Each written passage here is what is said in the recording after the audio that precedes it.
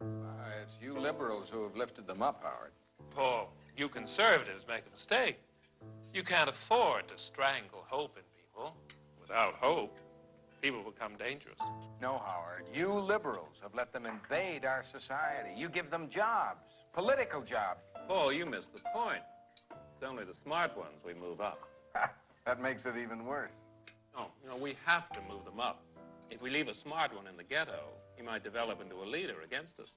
But if we raise him up into white society, we neutralize him. He feels compelled to try to act like us. He loses his identity and his racial anger, if he has any. He becomes alien to his brothers. They realize he sold them out, and they grow to hate him. He becomes worthless to them and safe for us. No, thank you. In fact, in his love for the creature comforts, except for his color, he's become one of us.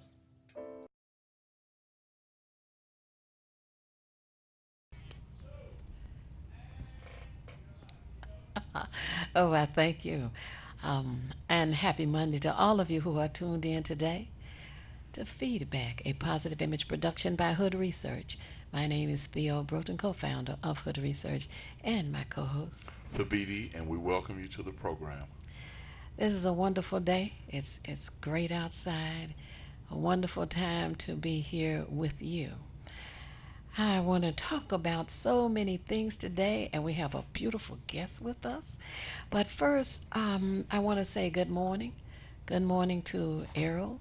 Good morning to Vera and Barbara and to Ron and to Dieta. I saw her over the weekend too. And Miss Mabel. Oh, for those of you who remember Miss Mabel, she was at R.J. Watkins' birthday party. And she was saying over the weekend, she says, I am 92, and she is still stepping high and just as full of life and energy as she could be. I was so happy to see her. And I want to say good morning to Sam and to Tom and Les. And you got some folk you want to say hello to? Yes, I was speaking with Sister Jackie, my street warrior, one who's trying to just uplift the consciousness of the people in the community, and I really appreciate her, and they do listen. And I saw Ruth Ann this morning headed back to the house, so I know she's watching us now on the way in. And of course, Brother Fred, Brother Smith Bay, so many, Sheila. And as I say, please have your neighbors, friends, family, co-workers to tune in and have pen and paper ready for valuable information you may want to record. Absolutely. And for those of you who helped to sponsor this program, thank you so much. And for those of you who would like to, we'd like you to make your check out to Hood Research, or if you prefer, you can make it out to WHPR. We have no objection to that. But we would like you to mail it to Hood Research. And the P.O. Box is 4416.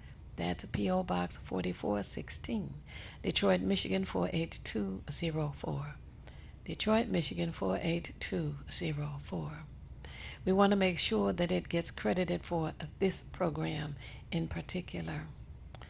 You know, Hood Research will be meeting this coming Saturday, and we will be at 12048 Grand River. That's 12048 Grand River on the northeast corner of Wyoming. 2 p.m. is the beginning of our meeting, and we meet on the second Saturday of each month. We encourage you to join us. We're inviting candidates.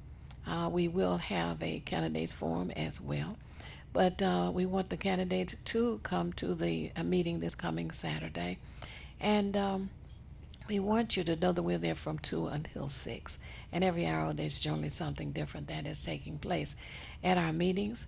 And we get a lot of compliments on the information that we share. You know, the over this weekend, there was so much going on the international level. The world lost the presence of champion Muhammad Ali. And we send our prayers up to his family, for they are grieving, even though they were told that he was on his last few hours and to come and be with him, see him, etc., it still is different than after he actually passes away. We're told that the funeral is this coming Friday in Louisville, Kentucky, where he was born. On the national level, and we're going to talk to our guests about this as one of the things as well, there was a beauty pageant. Miss USA. And my take on it is that it was a very, very political event. A political event. I happened to turn on the TV, and it was I guess it was near the end, and young ladies were being asked questions. And one question was being asked of a contestant, and that was if Hillary Clinton obtained the number of delegates she needed to become the choice of the Democratic Party, and the election was held today, would you vote for Donald Trump or would you vote for Hillary Clinton? And at that point, the audience lost it. They just started booing and booing and hissing and booing. And so the MC was trying to, calm down, calm down. And I think it gave the young lady a hint as to what her answer should be, which was, it doesn't matter whether the candidate is male or female. We need to have an elected official as president who cares about the people, and the community. So at that point they cheered, because who you're going to vote for is a personal choice, a private choice, and they actually had no right to ask her that. So the pageant went on, and they came down with three finalists, one from Hawaii, one from Georgia, and one from Washington, D.C. Two of the three are African American. I said, oh, my, here the fix is in. So, of course, they went for a commercial or whatever, came back, and the young lady from Georgia was the first choice. The African American from D.C. was the runner-up. Now, it was interesting to me that Donald Trump either does or did own this beauty pageant, or one of them, and his name had to be mentioned during the pageant. They had to make it political. They had to ask political questions. We know that Donald Trump has insulted the black community, the Mexican community, and other Hispanics as well, has insulted women. So all of a sudden last night, you not only have a pageant, but you have two black women who become first and second.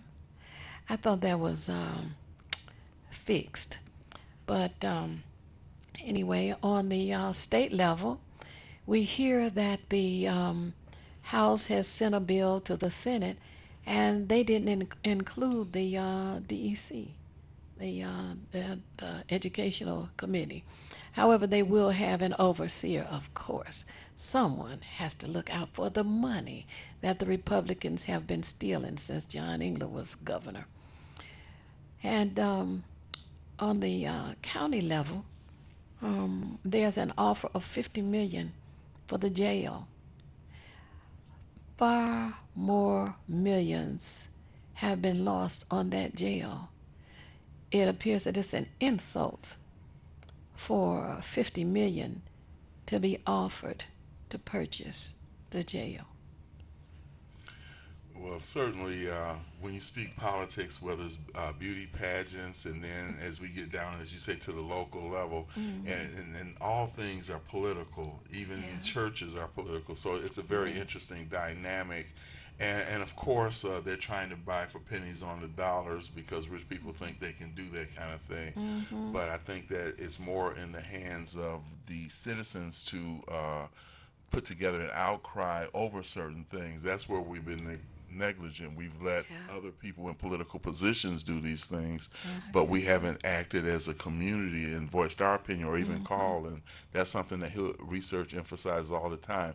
Theo constantly gives you phone numbers from the president on down to the city council, so there's no reason why we could pick up the phone and call for a pizza from somebody, but we won't pick up the phone and call when it has something to do with our interests and then complain afterwards, Yeah. which is part of the insanity of the political process. Right.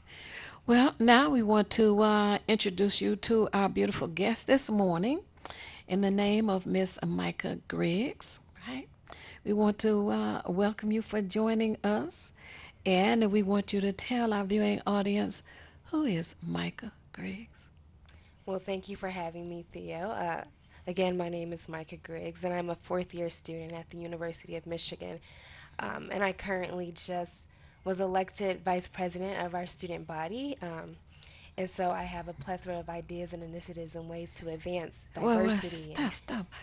How many students? You're vice president out of how many students? So there are 45,000 students at the University of Michigan, Ann Okay. Arbor. Oh, whoa. And you were voted in the vice president of the Yes. student body out of 45,000. Whew. Okay, go ahead. Thank you. I get my breath. No, thank you. But yeah, That's I wonderful. was just elected, and I have a plan of initiatives to advance diversity, Okay. to advance safety on campus, to address mental health, to address the sexual assault on campus, on college campuses, and so I'm looking forward to the year ahead. Wow, that is wonderful. She in her fourth year. Vice president, 45,000 students. University of Michigan. Wow. Okay, you. Now, go now, ahead. how was the voting process that allowed you to become vice president? Great. So the student government is exactly like our federal government. You have the executive branch, the legislative branch, the judicial branch. And when you run for the executive ticket, you must run with a partner, your president, at hand. And so can form a party where you have a representatives run for each college that they are a part of, and then they run under the party that you created. So the party that I was a part of was called Numish. Okay, what does And NUMISH stand for? Numish Represent. means to have an inclusive and representative and productive government. But that was the name of our party, Numish. Okay. And so we had over 60 people on our team, on our backs, with the Wow. same mission in mind. Okay. Now, the president is male or female? The president is a male. And that a requirement? No, it is not. Oh, okay, okay. One of the things I wondered about as well, because you outlined so many different things that you wanted to do. Now, do you have, I guess, people who are, I don't want to necessarily use the term subordinate, but who are below you who help you to implement some of these things? And how do you present these things, I guess, to the student body in order to be able to get their support and feedback?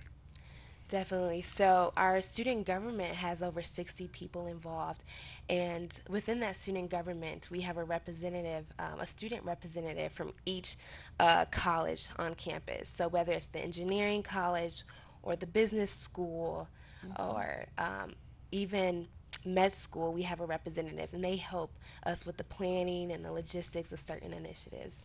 Which one are you in? Which So college? I'm in the College of Literature, Science, and Arts. Oh, okay. Wonderful. That is great. Now, what is your plan for safety on the campus? Yeah, I think safety is a huge issue on our campus that needs to be addressed, especially when it's late at night or early in the morning when students are catching the bus to class. But something that our peer institution, Rutgers, and even U of M Dearborn, Okay. they formed they established a community patrol officers where they have student patrol officers patrol the campus, and so when they pilot that program, rates of certain crimes decreased, and we hope to do that at the university as well. You know, that's interesting. I didn't get a chance to read the article, and because I didn't know you were going to be our guest, but I know one of the front page articles on the Sunday paper said something about the U of M trying to cover up certain information about one of the alleged rape cases that happened there, and I guess there's supposed to be something else going on. So I applaud the idea of having students who become involved.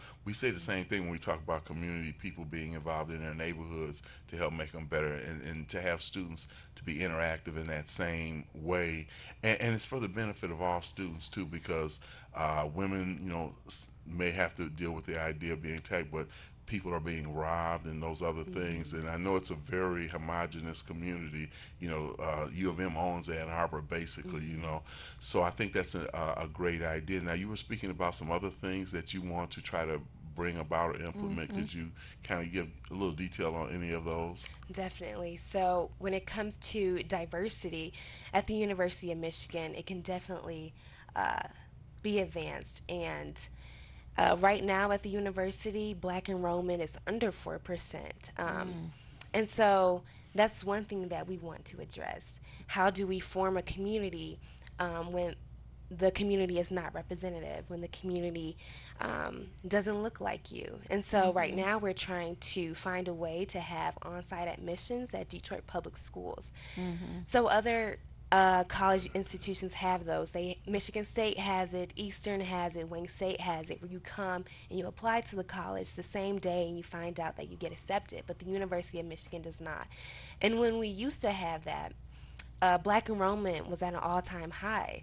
And so that's one initiative that we're trying to establish again. And we do have a caller. Oh, okay. Hello, caller. You're on the air. Would you share your name, how you're viewing us, what city, please? Hello, caller. You're on the air. Yes. Hi, Detroit. Your name? Hello. Yes. Your name? We hear you. Yes, I'm good. Okay, yes, Val. Yes, Val? Miss Broden, how are you this morning? Oh, wonderful. I barely can hear you all. Okay. Hello. Yes. Can you hear me now? Can you hear me, Val? Okay, I tell you what. I'm gonna say what I got to say, Miss Broden, because I cannot hear you guys, but I can see you talking. Okay. To the young lady who said that first of all, who you all said we got mental people out here.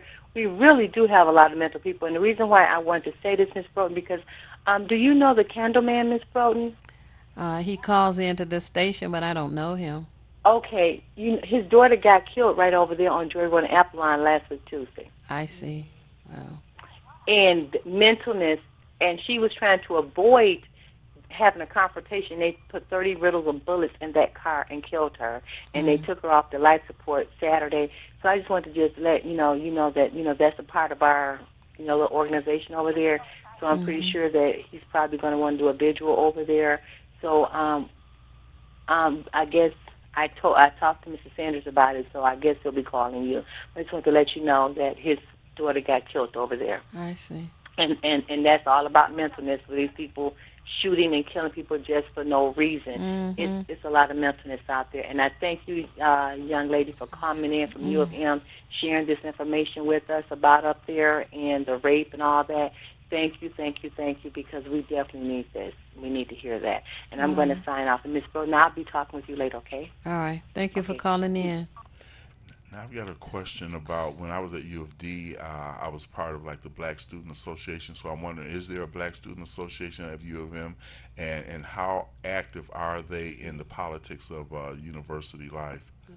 So, the University of Michigan, we do have a Black Student Union. It was founded in the 60s, and we had the Black Action Movement 1 and 2 and 3, where we demanded 10% of Black enrollment. We demanded a Center for Diversity. We demanded a lot of things when it pertains to housing at the University of Michigan. And so they are extremely active. In 2013, they led a movement called hashtag Being Black at the University of Michigan, and it made national coverage, but it touched on the lack of diversity and inclusivity at the University of Michigan. So they are extremely active, and I am a member of the Black Student Union.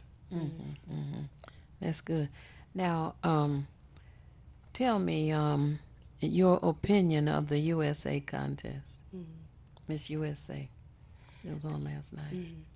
So I was not able to watch the program, but from what you said, they had to reveal who they were voting for, and um, you said that Trump owns part of the station.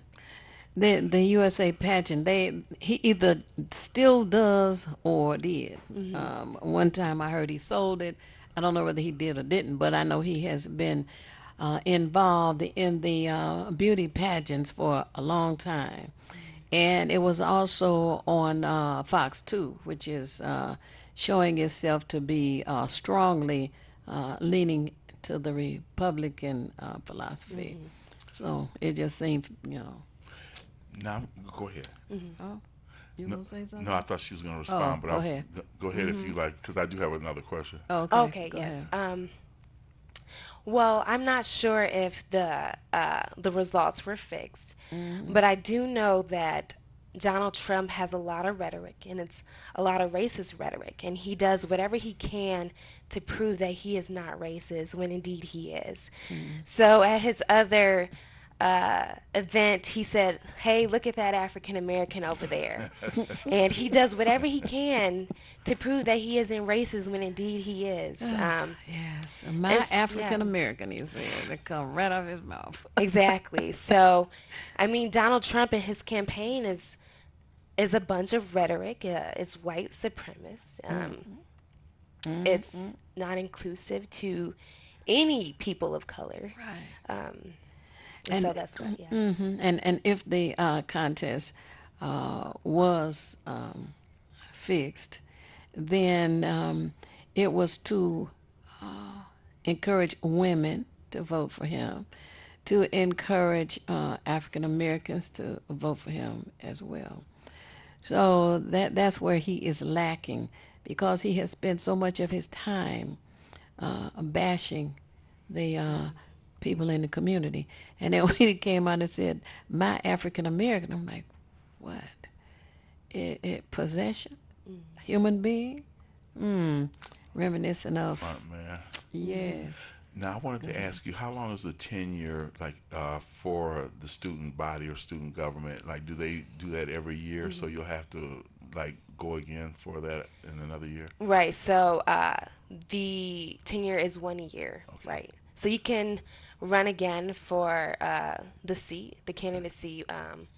So yes, it's 1 year. And go for president next time, right? Right.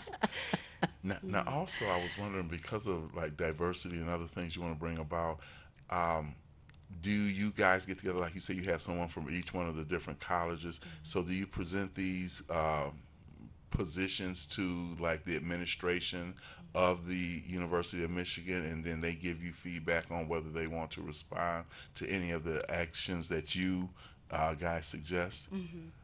So we work really close with administration, and a lot of our representatives in student government have a relationship with administration to further these initiatives and hopefully get them accomplished. And the president and vice president of student government meets with the Board of Regents once a month in efforts to pursue those initiatives. So yes, we work really close with administration, faculty, and staff. What is your concern about the mental health issue, and how can that be improved there? Definitely. The University of Michigan is very competitive. It's a top school, top 5 in the country. And so the environment at the University of Michigan is very competitive, and it's exhausting. And sometimes exhaustion is praised. A student will say, "Well, I didn't sleep all night because I was studying," and things like that. And they don't take into mind their well-being, right? Because health is first. You can't pass the test if you're not awake, right? So Real. it's things like addressing those types of behavior on campus. Have you come across a large number of suicides at the university? So we, unfortunately, we did have one this past year. I see. And since I've been on campus, we've had 3 in the amounts of 3 years. And Yeah. so I'm not sure of the details of that, but just addressing that on campus and how it affects everyone, and Wow. family and friends and students. and Yeah, things it like points out that there's a need to that. Exactly. be aware. And I do have one last question, which is how would you assess the racial climate on campus? Because certain universities across the country, as we've seen, have had frat parties, et cetera, that they may have, let's say, a black person in a noose or something, or they may be wearing Klan outfits, and they consider that, some kind of joke or something, something humorous. But what would your assessment of the racial climate on U of M be from your experience? From my experience, it's been one that could definitely be improved. My freshman year, when I came into the University of Michigan, is when hashtag being black at the University of Michigan was established. And it was because black students at the university didn't feel welcomed or belonged. And then this past year with the presidential election is very pivotal on campus and in this country.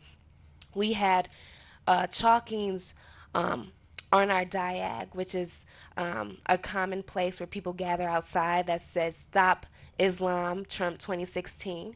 So our racial climate right now is very charging. It's very attacking. And with this presidential election, I'm not sure what it'll look like this next year. So. Yeah.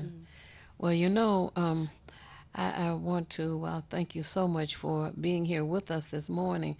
And I am of the firm belief that with the kind of concern that you have for what's right and the way that you analyze, and I've had opportunity to speak with you a number of times, that with your leadership, there are going to be some positive changes at U of M.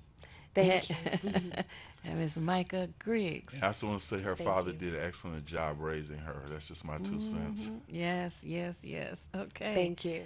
Thank you so much. We're going to take a pause for the cause right now, and we shall be back momentarily.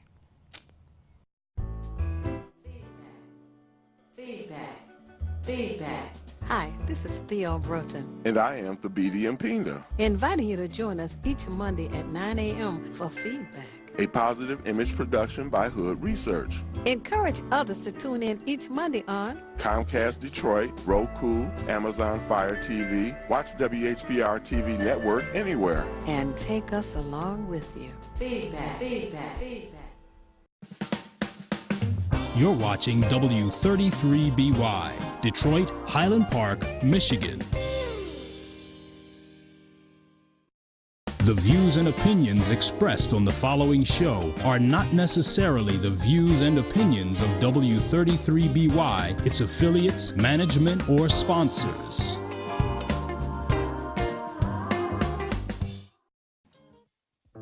It's you liberals who have lifted them up, Howard.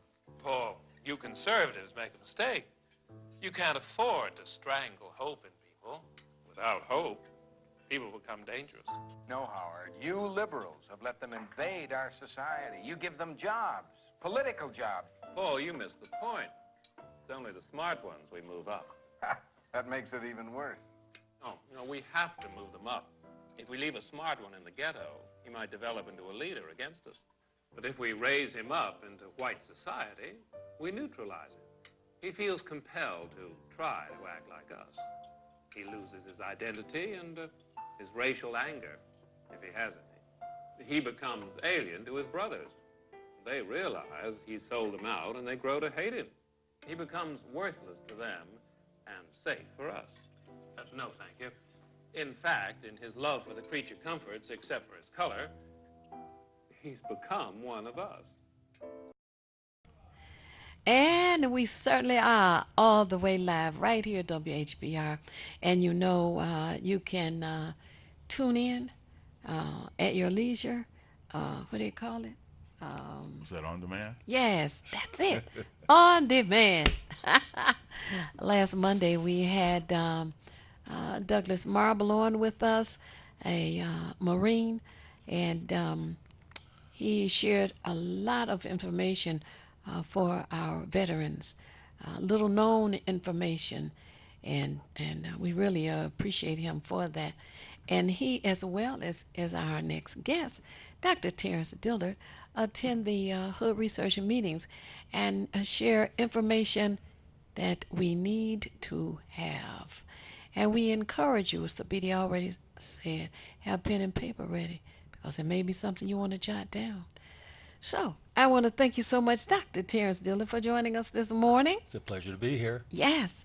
And we have some information that our viewers will be surprised to hear. I was surprised to hear about the guy that dials you up and says, ma'am, I noticed that we see some activity on your computer, and if you would just press the button in this number, we will be glad to help you correct it. Now, mind you, I don't know him from Jack Sprat. He wants to get into the computer. Tell us about that. Well, there's a lot of scams going on, and one very prominent scam is something called a phishing attack. Ah. And phishing is spelled Phishing. That's a word that stands for password harvesting and phishing. So it's really just a ploy to manipulate the victim or the target. And so if, let's say, for instance, if someone calls you and you don't even have to have a computer for them to make these calls, there's a good chance that when they call a person and they're using this tactic over the phone, there's a very good chance that the person may actually have a computer. And so they will go through this entire little scam to cause you to go to your computer, and then they will walk you through steps to really make your machine less secure so they can get into your machine. If you don't have a computer and if you're just sort of intrigued, as they say, curiosity killed the cat. So there are some people who choose to just humor them over the phone. Some of these scams are actually ways that money is extracted through your telephone bill. Oh, wow. Stop. In the name of money. Okay. They want to extract the money from you on your telephone. This is look out, world. How's that done? Yeah, there are cases where this has happened. I mean, there's many cases where this has actually occurred. So, for instance, there was a period of time where it was very prominent where these types of scams were being executed from prisons, where you would have someone call you collect, and if you accept the charges, they had the charges reversed to a 1-900 number. But there are scams today where you can receive a call and it just seems like a completely normal call, but they're calling you from a 900 number. And so whenever you're having a conversation with someone that's calling from a 900 number, you don't have any way of knowing this. There are charges that's racking up on your phone bill, and it could be racking up to the tune of maybe $3.99 per minute. So if you have a 30-minute conversation with them or 45 minutes, it's quite a bit of money being extracted. And for many of us, we may pay our phone bill. Maybe we notice that our bill is a bit higher, but there are some who just pay their bills.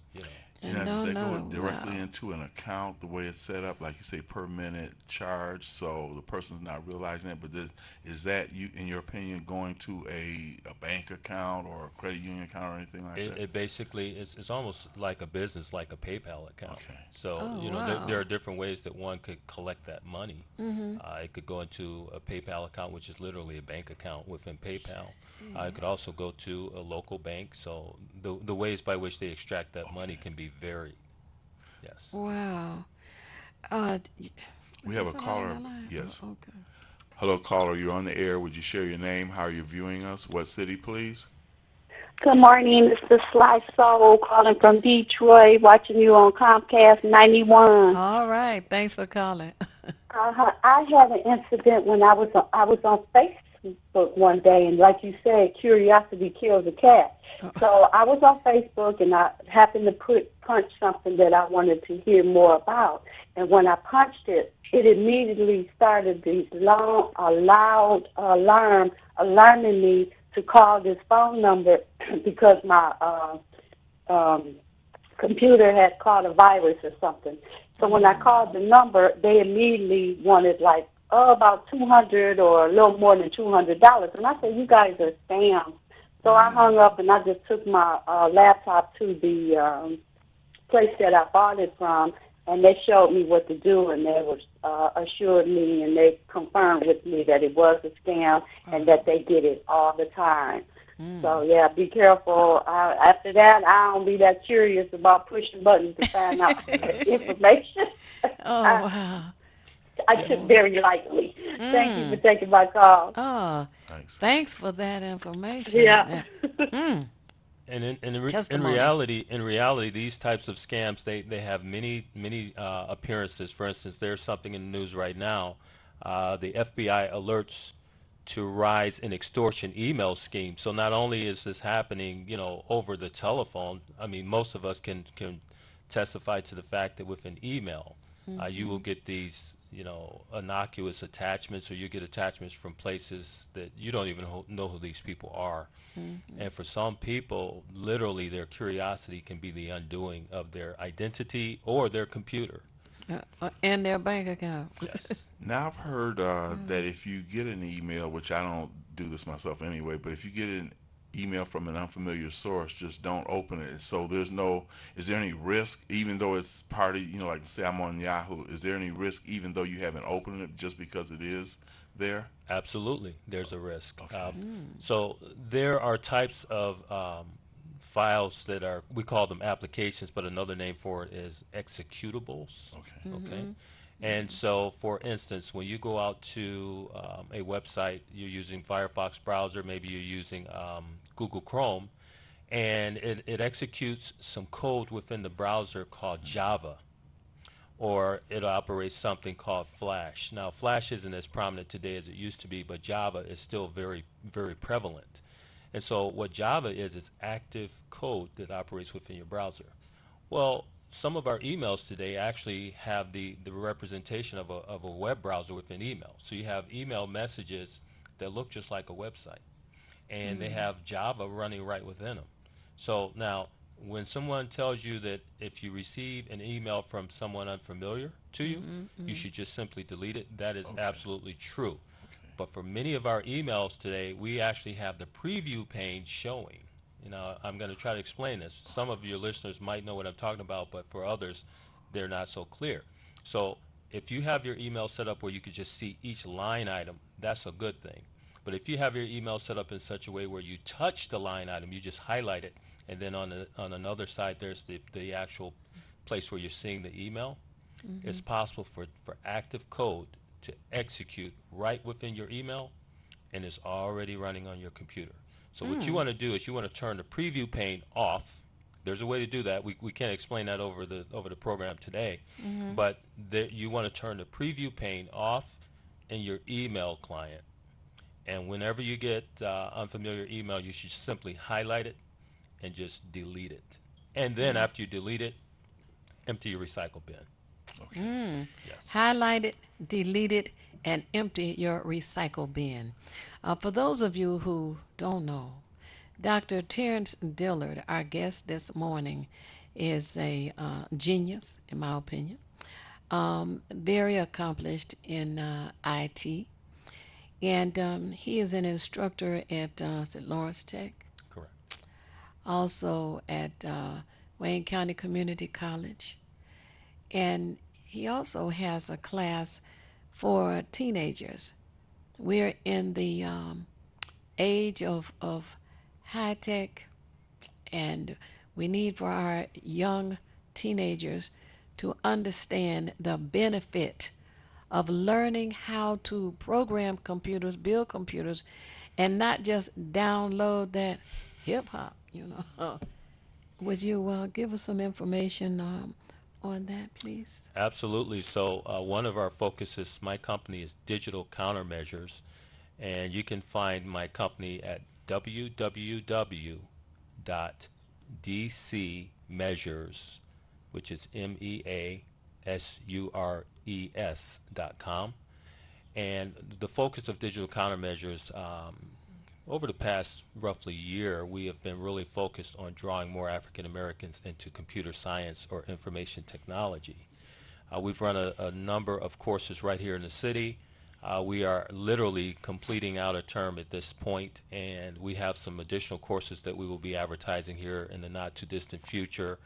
We are looking at locations, convenient locations here within the city for additional upcoming courses. But these are courses that literally will prepare pretty much anyone into how to become an IT professional. And these are professions that start out at $39,000 per year. They can go well over $100,000. But for the course that we are presently teaching, the going salary ranges from $39,000 up to about $90,000. Well, actually $62,000. Pardon me. And we at this point we have roughly, I would say we have roughly 28 students who are completing out the first round of this course, and we're very excited about that. Mm-hmm. Yes. Now, you have a phone number where they can call for anybody who may not have a computer. Absolutely. You know, a grandparent may have a, teenager. Absolutely. So if you are interested in learning more about our program, you can reach me directly. My number is area code 248-219-8703. I'll repeat that one more time. 248-219-8703. Okay. You know, it's extremely important to learn about the technology that is just pushing its way into our world. Whether we want it to or not is irrelevant. We have to, how the kids will say, get with the program, and learn as much as you can. If you are 60 years or older, you can take classes free at Wayne County Community College. In 1995, there was a commercial, Windows 95, Windows 95, Windows 95, Windows 9. Hood researchers was, what the heck is Windows 95? That was the introduction of the internet and computers for the community. And in 1996, Hood Research started teaching introduction to computers. And we went on like every, like every 12 months or so. We'd have a class, and sometimes we'd have 40 people in the class. When we taught it, however, the age was not a requirement. And not long after that, when folks began to realize there was a need for it and a desire for it, Wayne County started providing the classes. And I'm very glad that Dr. Dillard is one of the instructors at Wayne County Community College, because as you know, the tuition at Wayne County Community College and the tuition grants through the state provide opportunities for the people in our community to benefit themselves. And when we talk about the need for business owners, entrepreneurs, and also jobs, this is an area that you definitely need to consider.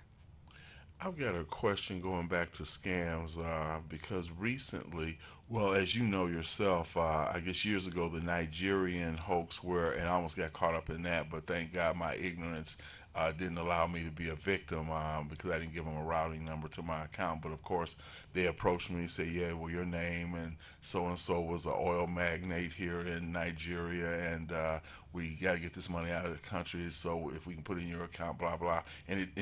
But my ignorance didn't allow me to put in the information, and I guess the greed was there, because of course if you can get money like that, you go for it. But now recently, someone approached me who I know, let's just say in a distant relationship, and said that Facebook was looking, as a member of Facebook, if you were using it at a certain, for a certain length of time, you get $100,000. And this person whom I know or know of said that they had got theirs, and that UPS would come and give you the money. They just needed certain information.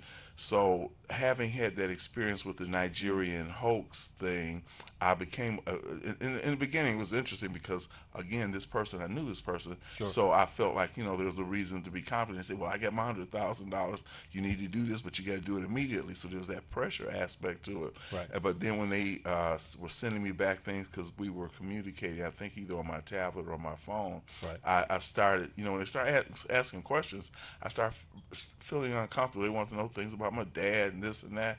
And I'm like, wait a minute. But I'm still, thinking that this person who introduced it to me, I could have some confidence in. Right. So I was just wondering, had you heard anything about a Facebook thing? And actually, when I called the number they gave me, somebody responded immediately and said, and then I said, after a while, I said, well, look, I just don't want the money. They say, you just going to leave this money here? You know, I'm thinking to myself, you must think I'm a fool, you know. But then I mentioned to the person who introduced the idea, I don't want to go too long on this. I say, well, look, I had got caught up in that Nigerian thing before. I say, this sounds similar. And the person who brought the idea to me said, oh, no, you don't have to worry about this. I didn't do it, however. And so had you heard anything about a Facebook scam that's going on? There are so many Facebook scams that there's Okay. not any one particular one that stands out. Okay. Literally, what you're articulating is what's commonly known as social engineering. Okay. It is an attack. And if we were not talking about digital electronics or telecommunications or computer transmission of information, we would call it a con game. Okay, this is a confidence game where it's in this instance, it's taking someone that you have a relationship with someone, so that's supposedly is going to give it more of a level of believability, and so this is a way to break down your internal firewall where you might question this. And there's an axiom that we put out. This information has been out there a long time, and it just goes something like this: if it sounds too good to be true, it is. It's too good to be true. And if you always hold that as your litmus test, then you're going to be less likely to be taken in by these types of attacks. But one last thing to keep in mind, for folks who are duped by that type of an attack, what happens is if it can result in a lot of different ways of damaging you personally, financially, and otherwise. But there are many people who get taken in by this. Sadly, there's a lot of women who gets taken in by this, and a lot of elderly. And so what tends to happen, and I know of some folks who have actually they've carried this conversation out with the person, and it's unfortunate that so many of these things are characterized as Nigerian scams. Okay, and I think there's something to that in terms of a racist overtone. Okay, because there are con artists all over the world, most notably in the United States. Okay, but what's codified in our security systems are Nigerians for some reason. I know Nigerians are clever people, right? But they're not, all of their cleverness is not just committed to fraudulent activity. Okay, but there are folks who have given in to these types of scams, and someone will send them a check. They will endorse the back of the check, and then they will take it to their bank, and the pardon me, and the bank will actually cash the check. And so now what happens is that check will go back to the sender with your account number and your routing number on the back of the check. And now they have access to your account to come in and clean your account out. Even if you don't have any money in your account, they can actually put a charge on your account where your account literally will be overdrawn by a substantial sum of money. And I've encountered people, they haven't come to me directly, but I know folks who have gone to their bosses crying for a pay advance so they can deal with this large sum of money. What seems strange to me, though, that they would deliver $100,000 by UPS. Yes. That's dumb. Yeah, they say, they told me, they say, the team will come to your door. They just need to have this information so they come to your door. I'm like, that doesn't even sound believable. No. But UPS, no, I don't I just think didn't so. think anybody who I knew would, put me in that position. Another question I wanted to ask, and this is not necessarily related to IT, but what is your opinion between the different operating systems, Apple versus the Microsoft or the DOS system? Is there inherent advantage of one over the other? Like my daughter, she loves Apple. Okay. And I know that they supposedly are harder to hack than the Microsoft systems. But what is your opinion about the two different operating systems? Well, I'm not necessarily partial to either one. I mean, I use them both. But the one that I spend the majority of my time utilizing in my business is Apple technology. In reality, the Apple operating system is less labor intensive. There's a lot more care and feeding, or a lot more attention you have to pay to a Windows operating system than that you would have to pay to Mac. And in all fairness, so many of my clients are using Windows the Windows operating system, but quite a number of them are also using Apple technology. So I guess I'll just have to have both. Yeah. Because I've studied, like when I went into video production, I was learning on Apple's Final Cut Pro, but on my Microsoft or just regular computer, I've been using other the programs that were given to it or software that I've added to it, and I've always just wanted to know, you know, what was someone's opinion, some professional opinion about the two systems. And I guess the one thing that felt good to me is when they say that they're less likely to be hacked, there's less holes. They used an analogy like Swiss cheese, and they were saying, well, with the Microsoft system, it's like Swiss cheese. You got a lot of holes that somebody who wanted to hack could penetrate. well, the way I have to answer this so it doesn't sound like I'm necessarily endorsing Apple, there's a metric or a measurement that we use in systems in a general sense. It's called the total cost of ownership, TCO. And so anytime you have a system that requires you to throw more money at it just to keep it working, that represents a higher total cost of ownership. Your total cost of ownership, if you own a Windows machine, is substantially higher than you will experience owning an Apple. So you can use a little bit of translation there. Right. You're gonna come out probably better financially if you own an Apple.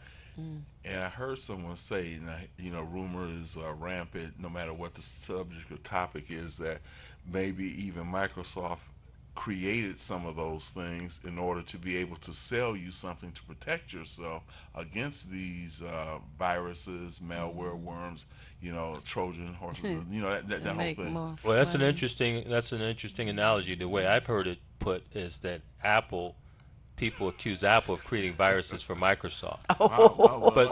But the reality is, no. There's plenty of other people out there who are busy keeping Apple and Microsoft's hands, you know, engaged.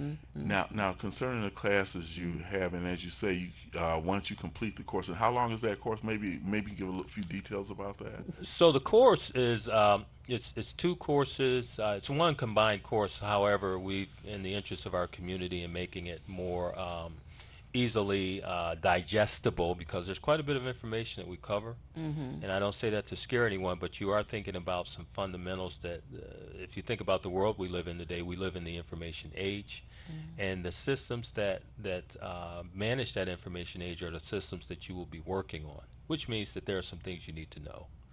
And so this first course, which is called Network Professional, there's Network Professional 1 and Network Professional 2. And each of those courses run 8 weeks in duration. Yes. Well, I want to know Siri. You want to know Siri? Yeah, Siri. Yeah.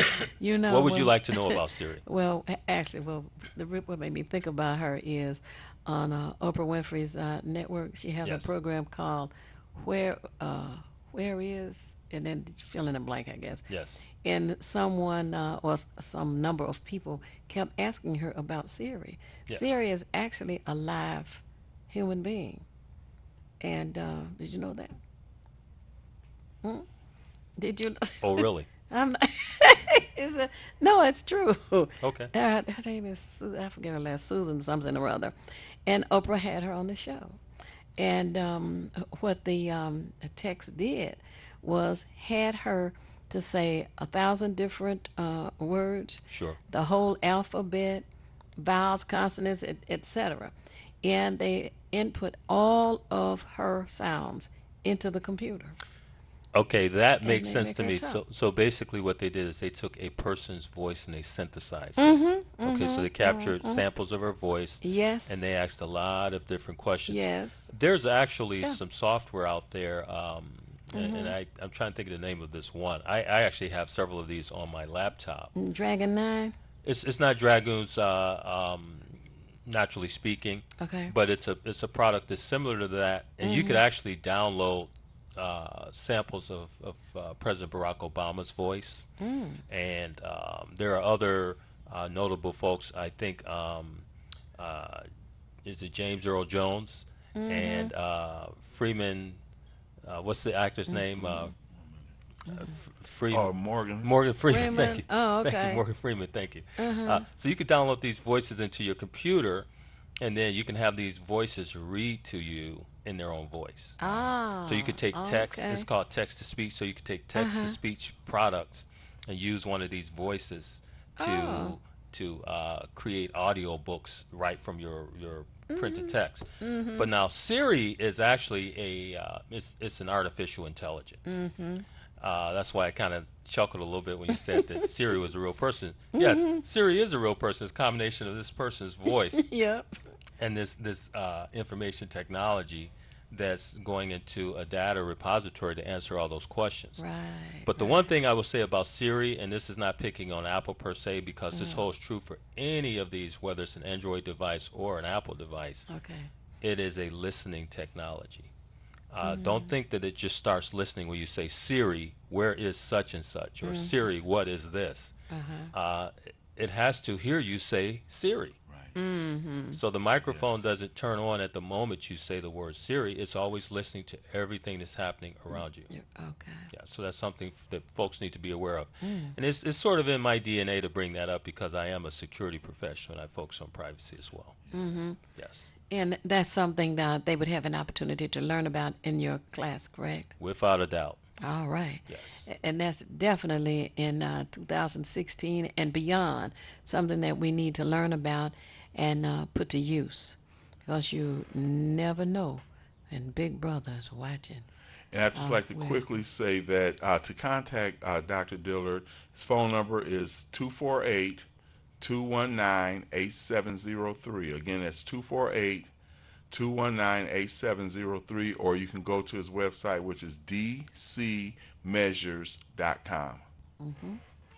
And find out about the classes so that we can be in a defense mode. Thank you so much for tuning in, and thank you, Dr. Dillard, for joining us today. My pleasure. We want to let all of you know that it's not necessary for you to know everything. What is necessary is for you to know how to find what you need when you need it. We at Hood Research seek out all the information that we can to help us all make better informed decisions. We hope to see you Saturday at 2 p.m. Grand River and Wyoming, 12048. The BD. If you want to be nothing, do nothing. But the only problem with doing nothing is you never know when you're finished. Tune in again next week. Peace. The views and opinions expressed on the following show are not necessarily the views and opinions of W33BY, its affiliates, management, or sponsors. WHPR TV is now on demand. Catch us when you want, how you want, where you want. 24 hours a day, 7 days a week. Watch your favorite TV shows on demand. And be sure to download the WHPR app. We're now on demand at your demand. WHPR TV Detroit on demand.com. A Watkins Broadcasting Company.